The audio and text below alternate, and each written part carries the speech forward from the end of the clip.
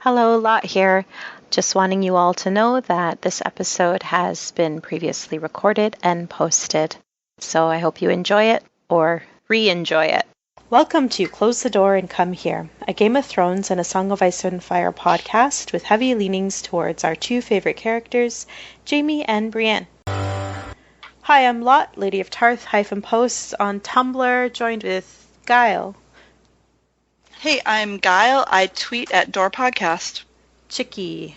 Hey, I am Chicky. I am at the Chikrin on Twitter. Elise. Hi, I'm Elise. I'm barely legible on Tumblr and barely_legible on Instagram. And Tina. Hi, I'm Tina, and you can find me on Cutie Pillar on Tumblr. Great. So, welcome. This episode is a special ep, as it is, a revisit of our favorite chapters. And if I'm not mistaken, this is one of Chicky's picks. Yep. So good she picked it twice. I like the little giggle. Okay, so this is A Dance with Dragons, Davos II. Just kidding, it's Davos III. Oh, that would be bad. Like Davos 2 would be such a weird chapter to have in your face. Yeah, actually, yeah. Okay, so as always, standard spoiler warnings for the A Song of Ice and Fire books, potentially Game of Thrones television series. Let's go right into it. We have Davos Seaworth. He's taken to a hyper-nautical themed court of Wylla Manderly. It was quite the descriptor. Like a below-deck theme party. I was thinking it was like a skipper's on like crack or something like that. It's just really out of control. It's like a terrible themed restaurant, kind of. Yeah, that's the vibe I was getting, like an old school Red Lobster with the wood paneling kind of vibe.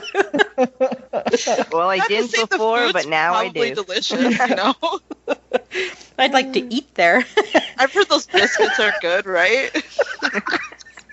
Biscuits rock. Anyway, this is already off the rails. Here we go. So Davos takes note of his the large girth of Wyman Manderly and the pallid look of his skin, thinking he looks half a corpse. He's surrounded by women, young boys, and elderly men. Also, a bunch of unfriendly-looking members of the House Frey. Davos is asked to kneel. He will not, as he has Stannis' hand. I just love these internal affirmations Davos just gives himself throughout. It's kind of adorable. Yeah. Davos. He definitely has a little bracelet, like a "What would Stannis do?" Right? Absolutely. So Lord Wyman accuses Stannis of robbing from them before, and Davos shows his left hand with his shortened fingers, and there's a plump lady that is on a stool. She tells him that he got off cheaply. Davos agrees, internally anyway. He requests a private audience with Wyman, and he doesn't want to speak in front of the Freys. Manderly denies the request, telling Davos that Stannis may have enemies in this hall. I do not. Not even the men who slew your son, Davos replies, as he points to the Freys. There's a long, lean Frey who steps forward and proclaims the Red Wedding was the young wolf's work. He goes on to claim the Starks were all wolves, would have killed Walder too if it wasn't for brave Wendell Manderly. Davos. I love this werewolf propaganda thing that they go with. It's so funny. Well, and it's just too, you hear it with Sansa, like when Jaime and Brienne hear about the Red Wedding, and Sansa turned into a wolf, and damn, if these Starks really could turn into wolves, this would have worked out much better for them. I know. It's like one of those rare, damn, if only we were werewolves, this would be a very different story. Which actually, that would be a fun parody if the Starks were actually werewolves. Oh, there's probably a fic like that somewhere. I imagine there must be. Right now, Kama's listening to this and furiously searching.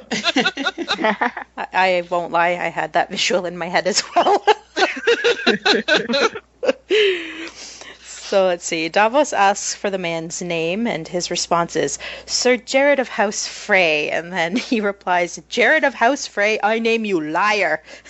And this is just the best, right? How often do you want to use that in your real life? Like, I do use it all the time. I do use it. That's what you don't understand. I do use it. It's so good. I mean, like, the books have a few of these moments where you just kind of like fist pump, and this for me was a huge one because, I'm such a huge Stark fan, and it's like you're just like waiting for other people to be like, this was all bullshit, and it's like Davos, is like, no, that was bullshit. Like the Freys are like totally out of line here. I love it. I love every bit of it. Well, and it's especially great because it would be really easy for him to be like, well, hey, this works out great for Stannis, but there's still that principle there of like, no, this is bullshit, and people need to know. Yeah, I love how it just kind of like underscores how heinous the Frey's crime was. It's like even people who were technically enemies of the Starks are like, whoa, wait, what did you do? It's just like the enormity and the, like, they were talking about how they're even smirking when they're saying it. Like it's like they've got Wyman over the barrel and they're just enjoying it. They're enjoying this moment of being able to tell this gross, ridiculous lie and having him not be able to do anything about it. Now, can somebody remember, because I couldn't and I didn't have a chance to look back, like, who is it that has connected the Freys to this family? Because I remember bits and pieces. But Rhaegar Frey is betrothed to Winifred, who's the older granddaughter. Okay. And then I just think in general, I'm imagining that, like, the Freys are kind of there. Well, yeah, I mean, that's actually a good question. Like, why are the Freys there? Well, the Freys are there because they're bringing back Manderly's son. Okay. Because they had him captive for the longest time, and part of Manderly proving that he was like faithful to the Lannisters was by betrothing his granddaughter. So then they're bringing his son back. No, so he's like feasting them and stuff. No, I don't think that quite yet. That's the Jaime. Next chapter. Yeah, Jaime sends back his son, doesn't he? Oh. So this is so Wendell's the one. So unless they're bringing back like Wendell's bones, perhaps, like that's the one who died at the Red Wedding. But then also, I suppose, like checking. I mean, are they basically being the enforcer? They're checking in. Yeah, they're checking in. Yeah, I think that's what it is. They're setting everything up for what I was just talking about. Yeah. And I mean, as we delve deeper in, we're going to see that Wyman's very much aware of, what they're doing there. So Jared wants to fight Davos right then and there, and Wyman tells him to keep his sword sheathed. He'll have no blood in his court. So is there a decent, like, here's a side question for you lot. Okay, I'll do my best. Is there a decent Jared? Like, I think of Jared Frey, I think of Jared Subway Jared, and I think of like Jared from Subway. So, like, is there a decent Jared, or is this just one of those cursed names? Well, it depends on perspective, but there's Jared the Goblin King. Oh, Lordy. Probably for the most part bad, so yeah. I was going to say, is he even that good? No. Yeah, I don't know. I kind of like the Jared on Silicon Valley. I don't know. Oh, yeah, Jared, but he's actually named Donald. Oh, you're right. It's not even his real name. So I mean, maybe it's just like a terrible cursed name. Anyway. You're going to get some hate mail from somebody named Jared. You know that. Write us good Jareds. Tell us about the good Jareds. Not hashtag not all Jareds. Well, I hope they... hashtag not all Jareds. I hope we do get mail. And you'll have to prove yourself, Jared. We will judge. Yeah. Some receipts. Okay, so the woman on the stool, who is one of his daughter-in-laws, Leona, warns Wyman of even granting an audience with Davos. She speaks her concern of Queen Cersei questioning their loyalty. And then Davos calls Tommen a usurper. He proclaims that he is the hand of Stannis, the true born king of Westeros. The Maester reminds him of the laws of succession, and Davos doubles down and calls Tommen bastard born from incest. I mean... But adorable! Yeah, he doesn't mention that. He loves kittens and hates beets. That is the thing. If Davos was to actually encounter Tommen, he would love him because he's Davos and he has to adopt everybody. Like, he'd be like, oh, you sweet little thing, come, I will take care of you. You sweet little incestuous beast. Can't help it. I mean, it was not the most diplomatic approach, but, you know, you gotta love Davos in this moment. Yeah. Well, and it's funny, if you think, you know, knowing what we know is going to happen later on, it's sort of like the diplomatic approach would have done him no good. You're right. Like, his brute honesty is what I think probably ends up appealing to the Manderlys here. Mm-hmm. Yeah, I think it helps. So let's see. One of the Freys suggests that they take his lying tongue, or head, suggests Jared Frey. Or he can Jared. Or he can meet me on the field of honor. And I just love this retort from Davos. And what would a Frey know of honor? It's like, yes. More fist pumping. This is this is why every time somebody's like, oh, I don't really like Davos or he's boring, I'm like, did you fucking read Dance? How can you not love Davos? Who doesn't love Davos? Who? Yeah, who are these people? I mean, you have your answer. They read Dance, but they were reading it to see what happens with, like, the plot without reading the actual words written, you know? Right. It's the same way people, like, don't like, you know, Brienne. Like, well, you're reading, you were trying to read something that wasn't there. You weren't actually reading what was on the page. Yeah, that's exactly it. Because it's like these little just hero moments. Or maybe it's people who don't really understand. It's like, you know, Davos has nothing to gain in calling out the phrase this hard, you know? I mean, he's really just there to try to like, like where Manderly's at. Yeah. He just can't stand how loathsome they are. Yeah. And can't keep his mouth shut. I love it. So Maester Theromer tells Davos if he has proof of this incest, and Davos thinks of Edric Storm, but he's gone. Instead he offers, I have the word of Stannis Baratheon. And surprisingly that doesn't I love really it how help. It's just like, you just have to take Stannis' word for this. Sorry. Yeah, it doesn't really help. So the plump woman on the stool tells Davos to stop poisoning their ears, and she is the wife of Wyman's son Wylas, who is, of course, a captive of the Lannisters. So, you know, he recognizes that she's speaking out of fear. Davos tries another tactic and outlines how they once supported Robb Stark against Joffrey, you know, so why not Stannis? And then Wyman counters with, who is this Stannis? He's never been north. Davos insists Stannis will help defend his lands from wildlings, Ironborn, and Marlon Manderly snorts at this. I guess that hasn't been much of a threat in recent years. Lady Leona, however, sobs over all their many enemies. She also points out that the Red Sorceress is, you know, with Stannis' group, and she would have them forsake their seven for her demon fire god. Davos offers that he still worships as the seven, as do many of the others, hoping they don't ask him about the Sept at Dragonstone. Right, because Stannis wouldn't want him to lie. Oh God. I know. Oh, Davos is so honorable. He can't lie about anything. So honorable it hurts. Yeah. Wyman outlines the terms laid out by Tywin before he died. He was to receive a full pardon. He was to get his son returned to him with ransom. He was gonna lose some of his lands to Roose Bolton, but you know he was gonna retain some of his holdings. Walder Frey was offering up his daughter to be his wife, and his sons were to marry some of the other Freys. He asks, "What does Lord Stannis offer him?" And Davos replies, "A chance to do your duty. Together with Stannis, they can defeat their common enemies."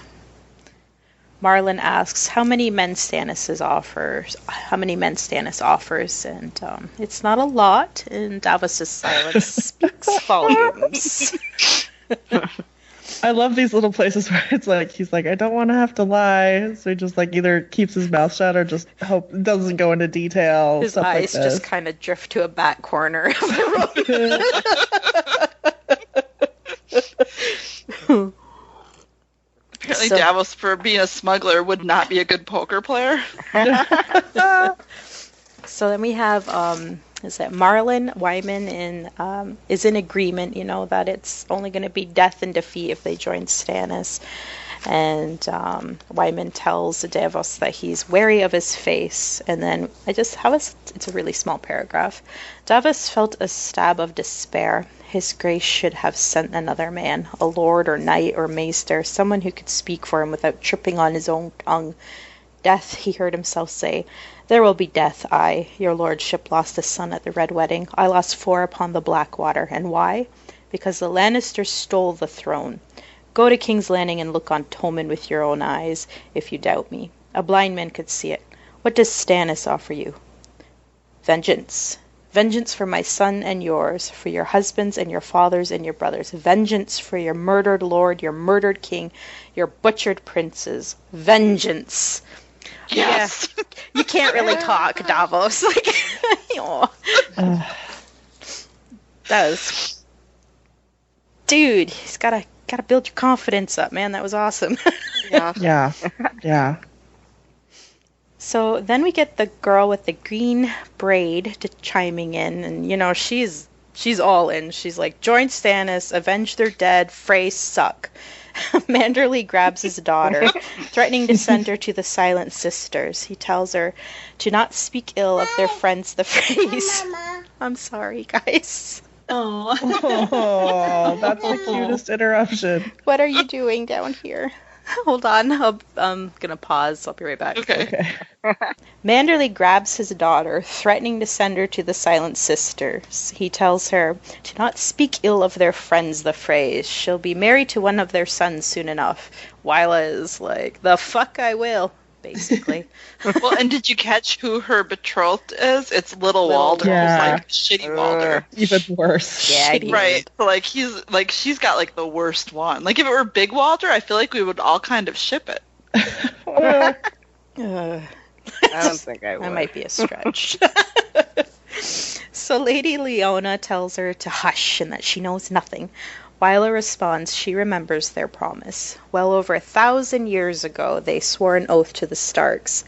Maester Thermore acknowledges this, but adds House Stark is no more. Then we get this Rhaegar Frey, who, chimes in and tells Wylla she should give her allegiance to Ramsay Bolton. Snow, she interrupts. He is marrying Arya Stark, and he will soon be the Lord of Winterfell. Wylla again is pretty much like, no way, he will never be their lord. He made Lady Hornwood eat her fingers. And then there's this one dude who's chimes in, pretty much says, yeah, she's right, that Ramsay is a monster. Rhaegar tuts these claims as words of the Bolton's enemies. He calls Robb Stark a betrayer of them all. He was a vile dog and died like one. And then we get this telling silence in the room. Lord Wyman looks at Rhaegar Frey as if he were a roach, but instead he says, "Aye, a dog, say on." So I'm going to stop there, but it was kind of like a moment of... Well, yeah, it's like they're all trying to pull this, they're all basically trying to play their roles here, and, there's a point where you can only, eat so much shit, And... Yeah. Exactly, and you have Sansa. You have Wylla, who's like the Sansa of the Manderly family. She's like the younger one that nobody let in on the secret of. We have to play this way, Well, and that's what I love about what she, I think, adds to the chapter is that she kind of fuels the element of danger. That yes, this could easily just be an uncomfortable, Thanksgiving dinner where everyone's talking politics, but it's no, these people could really, kill each other, and this could get really hairy if it we're allowed to escalate. And that's a nice that's a nice comparison though, the shitty Thanksgiving dinner. Shitty Thanksgiving. Yeah, well, I mean it's good because it just Red Lobster, clearly oh, no. Well, clearly George is using Wylla to kind of, give you a hint of what's actually going on in the Manderly family, in case you were taking all of this at face value. And it's very cathartic for the reader. So why do you guys, when I was reading it, I was thinking of, Wylla, but then also, Jane and Willow Heddle and Lyanna Stark. And I was thinking, I can't think of any examples in the series where we see, a little boy being the courageous one, or like speaking the truth to power, like those characters do. And I wonder, why do you guys think that is? Like, why don't we see any of like the equivalent of a male Heddle brother, or a male Wylla? I was thinking that same exact thing a little while ago, and I was thinking it's because like the men are like pruned to like hold their tongue and listen, but women are kind of like hushed to the side a little bit, so they like are more apt to speak out. I don't know. They explode, do you think? Well, not like explode, but just more. No, sorry. Like, I don't know, but that's kind of how I was thinking about it. Was like men are like trained politically and women aren't trained politically. And I think that had something to do with it. Yeah, I think some of it is there's more physical threat for a man to say something like this than there is for a woman. It's a weird thing where women live in, constant threat of violence from men, but there are things that a man can say that would mean that he'd have to call someone out, as you see with, Davos and Jared Frey, where Jared Frey wants to take him outside and duel him for what he said. Whereas when a woman says something like that, nobody's going to immediately usually not going to immediately pull a sword on her, and everybody will dismiss it as women's talk. But it's a weird loophole where a woman can sometimes say things that a man can't. Yeah, I think definitely that makes sense. Yeah, I like that. Well, and I think, yeah, agreed. I agree with the first point too about boys being, like, you think about when like little Bran has to sit as the Lord of Winterfell, and granted he's being like fed the lines, but people just listen, they're just, so even if he said something speaking truth to power, if it had some resonance, it wouldn't be that moment that it is when it's coming from a girl. But agree. Yeah, I agree with everything. And this is a very tropey literary thing too. This is not the only work of fiction where you see, young women voicing maybe an undercurrent of a population. It's kind of a thing that you see, especially in historical stuff. So, do you guys think before the phrase got to the Merman Court, did they like have a meeting where everyone was like, okay, everyone, just be cool, or is this like obviously okay? Everyone knows the deal. It's one of those unspoken things. Well, I think it's that's an the unspoken thing. Go ahead. Oh, you go ahead. Well, I was just saying, for me, I feel like it's, at least in some situations, they know the truth, but the truth doesn't matter because at the moment they're on the side with the most power because they're still, allied with the Lannisters, and for the moment things are still working out for them. So, I think it's kind of like we know the truth, but it doesn't really matter, so we can continue to spread our propaganda even though we know it's not true. Yeah, but from the Manderly perspective, they have, it seems like they have absolutely no intention of keeping faith with the phrase. They are just they're just basically, they're just waiting till Willis is home, and then it's, game on. Yeah, I got that sense. Yeah, and this is what I think you hear, Willa voicing is like, she's like talking about what she has heard. It's like a kid who will kind of repeat what they've heard their parents say at home, sort of thing. It's like she didn't come up with these concepts and this sense of loyalty on her own. Clearly, it's something that is a part of her family, and it's like what she has missed are the conversations, over the last few weeks where everybody in the Manderly family is like, okay, we got to play this right, get Willis back, and then the North remembers. So, do we know, is Willis her, are they Willis's kids, or is she and Winifred Wendell's kids? Do we know? I think the granddaughters are Wendell's, but I don't remember. I would need to look it up. There's a huge oversight on, Banderly's part, and probably not to have her in the room.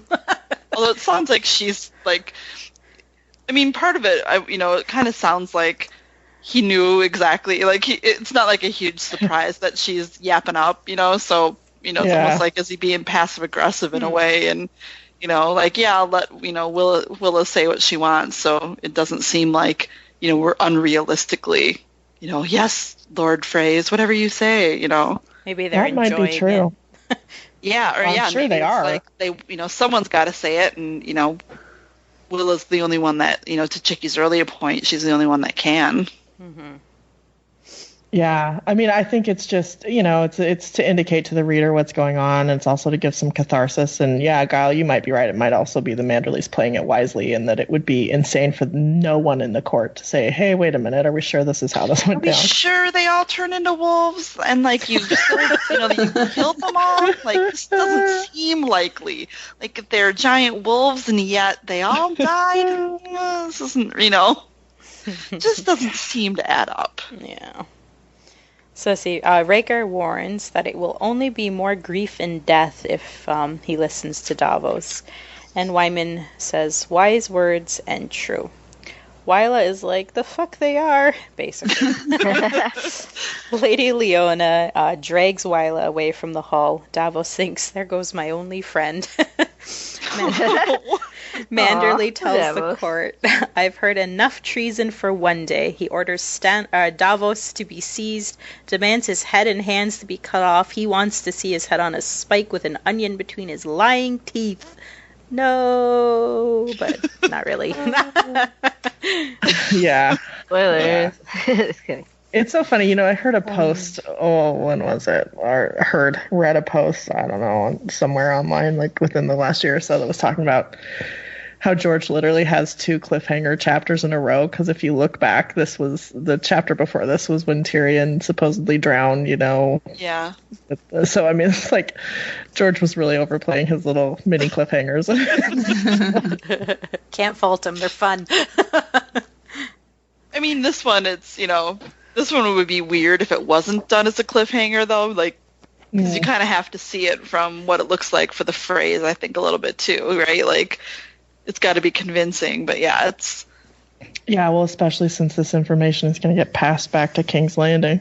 Right. Like, they're basically putting on a giant play, which I wonder... I mean, they're just, like, writing... Well, actually, the phrase must have written or sent to Raven before they... were sent on their way to Barrowtown. Probably. But it's so funny. Yeah, isn't it? Doesn't Wyman call this a mummer's farce in the next chapter? Yeah. Yeah. And it's just, this is one of the ones where it's weird when you think, like, the resolution of it. Like, we know that at this point in the books, if you've read the books, you know that Willis is freed. So, because he's freed in Feast. You've seen that this, you've kind of seen the result of the farce here already. And again, like the unintentional consequences of like everything that Jaime does, basically. Who knows, like what's going to happen to him because he did because he freed Manderly here and like didn't tell him that he was being a cannibal. Oh God. Well, we assume being a cannibal. Assumed cannibalization. Assumed cannibal. I think we're pretty sure, aren't we? Yeah, I mean, I thought he knew he was a cannibal. Did he? Oh, no, I don't think so. I think, like, Jaime specifically thinks, like, just not saying anything. I don't know. I don't know. Why keep that secret, though? Like, if you're torturing people. Well, I think he, it's like, when you see Willis and Harrenhal, he's, like, completely broken, though, and I think Jaime kind of feels like, I'm not going to, like, there's time and a place, and like this for like hardship, like it's bad enough. Like he's the big fat man starving, and now you gotta tell him the few things he ate were people. Oh God, that ain't right. Oh God. Yeah, Jaime just knew this wasn't the time. Right. That's what I always assume. That's how I always read it. He's like, ooh, I just can't. Yes. Is there ever a proper place and time to tell someone you're a cannibal unknowingly? Like this, I don't know why this has come up several times in my life, but there's a conversation with people where you're like, have to confess if you've ever eaten dog food. I know that. I swear to God, I've never in my life eaten dog food, but typically like 80 to like 90% of people I think have. I definitely did as a little kid. Yeah, I did. Ate it, kibble. We didn't have a dog, so it kind of like decreased No, that. I didn't. Yeah, I didn't have It's a dog. weird though. It doesn't freak me out. But you know what? Here's my situation that was close to Wylla Manderly. One time when I was in Italy, I accidentally ate a horse sandwich and I didn't know it. Oh, no. And I wish I'd never known. I'd be so much happier if I never knew. Now I'll share awful. mine. I don't think it's as bad as that. But my husband, he once cooked a romantic Valentine's meal for me. And it was like the best thing he's ever cooked because he can't cook, but this was really good. And I just like was raving over it. And then I found out it was veal. And I was like, don't ever cook that for me again. Never cook that delicious meat for me again. Anyway, any parting shots for the chapter? This is definitely one of my favorite chapters. I feel like I say that every time, but like this one really is, because it's like the suspense. Like the first time I ever was reading it, how suspenseful it was. Like, no, not Davos. Like, how dare they take him away? And this like, chapter, yeah, yeah, exactly like that. So brave, and he's so brave. And he's so true to his cause. You know, he's so much like, he's so much like Brienne in this chapter, which I think, you know, for us probably endears him to, is what endears him to us. But yeah, I mean, he's just like so strong in his conviction. But, you know, it's interesting because like we never hear Stannis' inner thoughts. So we never know if Stannis is like, has the doubts that Davos is expressing. It's sort of like hearing Stannis' words with Davos' mind, which is kind of fun, you know? Like all the things that we think that Stannis must think, like he can't, you know? Well, I just love the little insights about, you know, like how Davos wants to not just serve maybe Stannis' best interest, but to serve Stannis the way that Stannis would want to be served. Oh, God, which takes a lot of guts. That sounded so sexual. Maybe it is. Okay. Let's. Do we have mail? We don't have mail, but we did have a tweet again from our friend Terrible Existence on Twitter, and I just wanted to bring up to a different audience. You know, we kind of had a debate or a question last time around, you know, why we, you know, what's driving like our feelings toward Tyrion compared to, you know, maybe George or maybe the fandom at large is. And I think we kind of landed on, you know, a lot of it was because most of us are women, and Tyrion's like misogyny is kind of an overriding characteristic. At least, you know, that's kind of how I feel about it. And so I wanted to bring it up again, just to see if anyone else had any additional thoughts rather than just my thoughts. It didn't seem fair. What was I'm sorry, go ahead. Well, I was just going to say, I think for me, so I started the show. I'm sorry, excuse me. You know, I had already watched the show before reading the books. So then I think reading the books ruined Tyrion for me a little bit because he is so likable in the show. And then you get to the books and you're like, oh my God, he just like is just so not, you know? And then I think it for me, that's where I'm like, I'm over Tyrion, because now that has, even if I, you know, talk to someone who only watches the show, I'm like, yeah, but all I now have in my head is book Tyrion. Like, yeah, you know, I could see that. I could see that for a lot of people that, you know, watched the show first and had a show Tyrion impression, which is so favorable. Mm-hmm. I think it was one of the most common criticisms we had throughout watching all those seasons was the whitewashing of Tyrion Lannister. It was consistent. I mean, it's like number 20 on my list, but, you know, it exists. But we did talk. It's funny how much we talked about it, and yet I still had such, like, you know, I read the books first, and I always liked Tyrion. I mean, like, I never read him, you know, we kind of talked about this. I never read him as closely as I read, like, say, Jaime's chapters or Brienne's chapters. But, you know, he was, like, if you'd asked me, like, my top 5 favorite POVs, definitely Tyrion was one of them. Same. And, yeah. I mean, does that change in terms of his in terms of POV, like getting away from his character, did you, not enjoy his POV, I guess? Yeah, even his parts of the story were less fun though, because it's just so wretched to be in his head. And really, we've learned this with doing these deep dives on characters, how, you really have to kind of get inside the character in order to discuss them in this kind of format and, really kind of think through things on a little bit deeper level. And is he the first one that we generally like less? I mean, I feel like he is.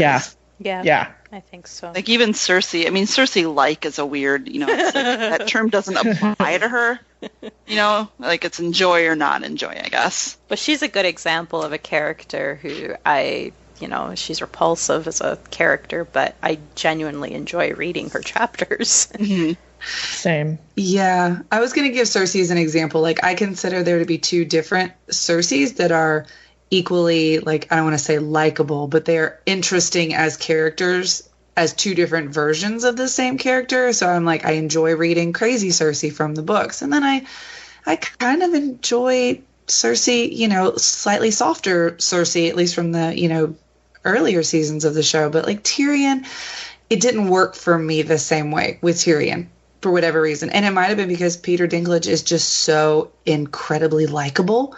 Yeah. That it's just, it makes it even harder. Because I actually read and watched at the same time too. Mm-hmm. So I was already like, oh, like season 1 Tyrion from the show, like, oh, he's so like, okay, kind of affable and a little bit charming. And then, as I start getting ahead in the books, it just, the disconnect was just so much greater. For me, I feel like when I first read the books, I didn't pick up on how, like, horrible everything really was until I listened to, like, you guys and other podcasts on how, like, it was. And you, like, really realize, like, how bad it is. But, like, I always kind of thought of it as someone who goes through a traumatic experience, like, you change as a person. So I just kind of took it as, like, oh, he's changed as a person. He's doing all these things, and, like, hopefully he's going to snap out of it and not be, like, so depressed. To an extent, that's fair, right? That's fair. And that's a really good point, because I feel like I'm really extremely down and hard on Tyrion, and he has gone through trauma his whole life, and I haven't. So I'm judging him from a place that he hasn't, frankly he hasn't been, and I haven't been into his place. So I think perhaps I'm a little unfair to book Tyrion. Even it doesn't, not to like forgive what he does, but I think there could be more understanding just looking at like the trauma of his life. Mm. It's very hard to say. I'm like, fuck your trauma. It's not that. It's just like, I don't think his trauma changes anything that he does. I mean, and that's really what we're mad at him about, is the way that he thinks about things and the shit that he does. Well, it's, and I think, I don't remember, it was only a week ago, but I legit don't remember if we talked about this, but, I think it's really easy to compare Tyrion and Brienne in a way, and just, Brienne is treated like a monster because of her physicality, and, we see in her head how that affects her and the kind of person that she is. And, she's had like, I'm not going to compare what happened to her with Red Ronnet to Tyrion and Tisha. It's not comparable, but, she did have these formative experiences that would have led her to believe, no one's ever going to love me, nothing, kind of the same outcome as Tyrion's. And yet we see, her strength of character. And then you see Tyrion, and he I think he doesn't have the strength of character that she does, and I don't know if it's fair for me to blame him for not having a strong, for not being as strong of a character as she is. But it's part of why I don't like him, because I can see how Brienne reacts to the world around her, or how Sansa reacts to the world around her, and then there's Tyrion, who has a very different reaction. I'm really glad you brought... So the first thing that popped into my mind is like, Tyrion is so focused on being bitter and Brienne is focused on being better. Like, she has taken those experiences and is being better, not bitter. But like, I think the other thing with Tyrion that that kind of soured me on Tyrion in the books, especially as it progresses, is it's like, okay, and there's not a way to say this that doesn't sound like ableist. Is that what people like? So I'm just going to say, let's just get it out there. It's like, on one hand, he's like, don't hate me because I'm a dwarf. I can't help it. I want to be treated equally. But then at the same time, he's like, be nice to me. Why is everybody so mean to me? Like, I didn't do anything. And it's like, he wants to be, and he is in some ways strong and capable and smart, and he is all of these things. But then at the same time, it's like he's mad that he's not being taken care of, but he doesn't want people to take care of him. It's like, don't patronize me. Why aren't you patronizing me? Like, that's how that's how book Tyrion came across to me. I think it's sort of, when you think about his marriage to Sansa, there's a point where, he's very self-pitying that, she doesn't, why she can't love me, like, why can't she see how awesome I am, basically, and he kind of blames it. It's like a very incel moment, like he very much blames it on, well, I'm a dwarf, and that's why she can't love me. And, but we're also at that point in the story where if Tyrion actually wanted Sansa to love him, he would have gotten her the fuck out of King's Landing at that point. But, I mean, his other, he wants to, and the same with Shae. He makes a choice that he wants to remain in King's Landing. He wants to play the game. He wants power. Like, he wants power and he wants this romantic love. And, he's with Sansa, like, maybe she could have fallen in love with him if he would have gotten her hey, Sansa, let's go on a wedding tour to the free cities, and gotten her the F out of there. Like, I think more than anything, though, for me, it's just his entitlement when it comes especially to women. It's not that he doesn't have compassion that he's learned because of, living with a disability, or I suppose a lot of people who have achondroplasia probably don't like to view it as having a disability, but because he has to live in a way that isn't, the average way of living, he has experienced a lot of things, and he does have a lot of compassion. Like, you see how he identifies with Jon. You see how he, thinks about how life is going to change for Bran, and like, he can have that compassion. It's just, you don't see him have it enough with women, quite frankly.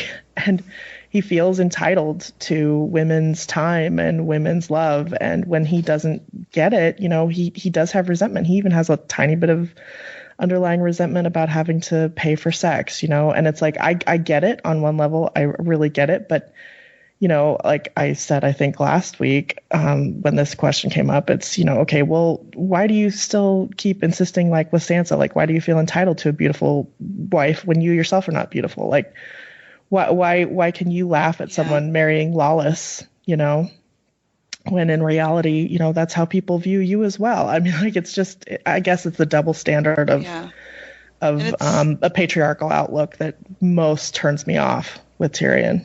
And it's funny, like, when you think about who's the woman that Tyrion, what woman does Tyrion try to win their affections the most in his whole life? Like, there's one that clearly stands out. You mean Cersei? Yeah, it's Cersei. Like, that's the only woman that he actively, like, tries.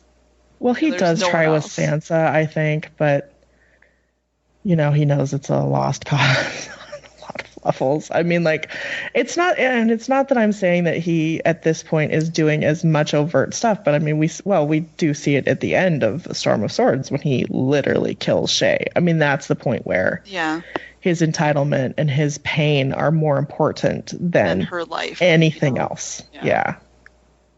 Ugh. Well, I think that's a pretty thorough investigation explanation. So I do have one more question for the panel, quick, and it's from me, and it's short. Is anyone reading Fire and Blood? Oh, me! I'm listening to it on Audible. So let me give you a fuck no. I've heard people like say that they're enjoying it. Yeah, I really like it.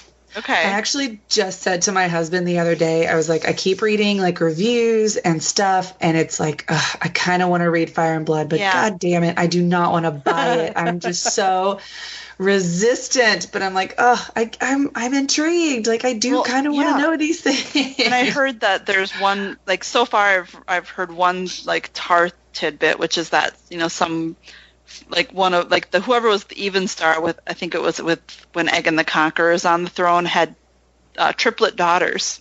So we've got, twins and triplets on both sides of the family, basically, is what I'm saying. So I expect poor Brienne to be, I feel like it's almost inevitable. I'll wait for the Tumblr gift sets. Like, I really, really, really want the next book, but it was just something to grasp on to. Something to hold you over. No, I get it. I get why people are reading it. Good, I'm just like, fuck no. Also, I don't give a shit about any of the content. I mean, it's like, I realize he's deliberately seeding some things in it that relate to the main series. And I'm saying deliberately, just so people will care, And like, I just don't care. I'm just like, somebody will make a post about it on Reddit, and I'll read it, and I'll see what was in it. The gist of Fire and Blood. Exactly. I don't even need the full gist. Like, just give me the 3 bullet points that matter. Okay. Is that it, Kyle? Yeah, that's it. Okay. So we didn't get mail this week, so you can rectify that for next week by messaging us at closethedoorand@gmail.com, closethedoorandcomehere.tumblr.com. You can reach us at Door Podcast on Twitter. Like and subscribe wherever you may listen. And also please consider supporting this podcast on Patreon. I just want to thank the panel. Thank you, lovely ladies. And that'll be it. We're wrapping it up. Closing the door. Get out.